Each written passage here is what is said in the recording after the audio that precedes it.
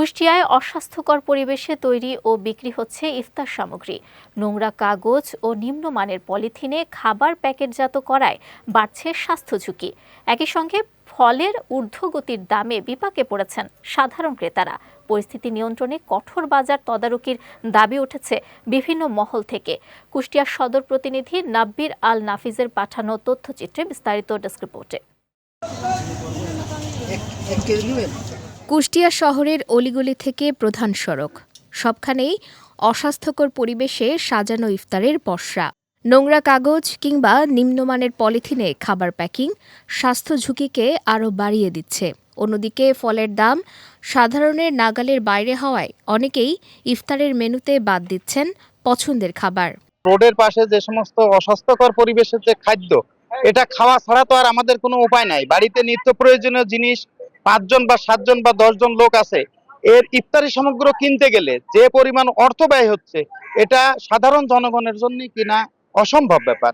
বিগত দিনের চেয়ে এবারে এই বছরে ফলের দাম অনেক বেশি, যার কারণে আমাদের সাধ্যের ভিতরে কুলাচ্ছে না। একটা সাধারণ মানুষ কয় টাকা ইনকাম করে, যে তাদেরকে যে একটা ফল কিনে খাবে, ইফতারের পরে কিন্তু একটা ফলের কিন্তু তার শরীরের জন্য খুবই উপকার দরকার।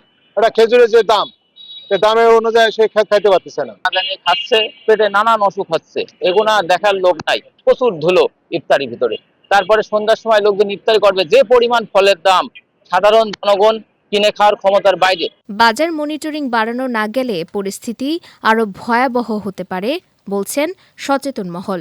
প্রত্যেকটা পণ্যের দাম বেশি, রমজান আসলেই সে পণ্যের দাম বেড়ে যায়। আমরা দেখেছি যারা ইফতার বিক্রি করছে তারাও অপরিষ্কার, এবং যারা ইফতারগুলো পরিবেশন করতেছে সেই পরিবেশনের পাত্র, পেপার বা কাগজ বা পলি যেগুলো দিচ্ছে সেগুলোও অস্বাস্থ্যকর। ডিসি মহোদয় বা এই রিলেটেড যারা আছে তাদেরকে বলতে চাই যে আপনারা শুধু বাজার মনিটরিং করেই ক্ষান্ত হবেন না। আপনারা যত্রতত্র যেখানে সেখানে যেভাবে আপনার ওই পরিবেশ অপরিবেশ বান্ধব যেই ইফতারগুলো বিক্রি হচ্ছে সেইগুলাতে আপনারা একটু নজরদারি দিবেন এবং এখানে তদারকি করবেন। এসব মানহীন ও নোংরা ইফতার মানুষের শরীরের জন্য ক্ষতিকর, তাই স্বাস্থ্য সচেতন হওয়ার পরামর্শ বিশেষজ্ঞ এই চিকিৎসকের।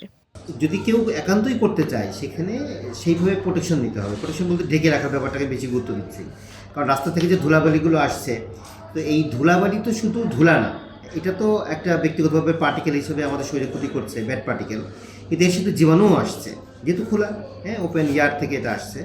তো সেগুলো, আর এখনকার এই সময়ে আমরা প্রচুর অ্যালার্জেন আমাদের বাতাসে, যেগুলো বিভিন্ন প্রকার শরীরে অ্যালার্জিজনিত রোগ ব্যাধি তৈরি করছে, যার কারণে আমরা মনে করি কোনোভাবেই খোলা বাজারে এগুলো বিক্রি করা সঠিক হচ্ছে না। এ ব্যাপারে আমাদের স্বাস্থ্য ঝুঁকির কথা যেমন আমরা বলবো, তেমন সংশ্লিষ্ট যারা কিনবেন তাদেরকে সচেতন হতে হবে, আর যারা বিক্রি করবেন তারা সচেতন হলে ভালো, না হলে এক্ষেত্রে প্রশাসনিক হস্তক্ষেপ লাগবে।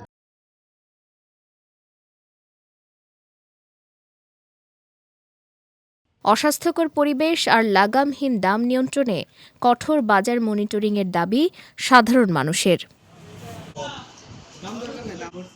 বিজয় টিভি নিউজ ডেস্ক।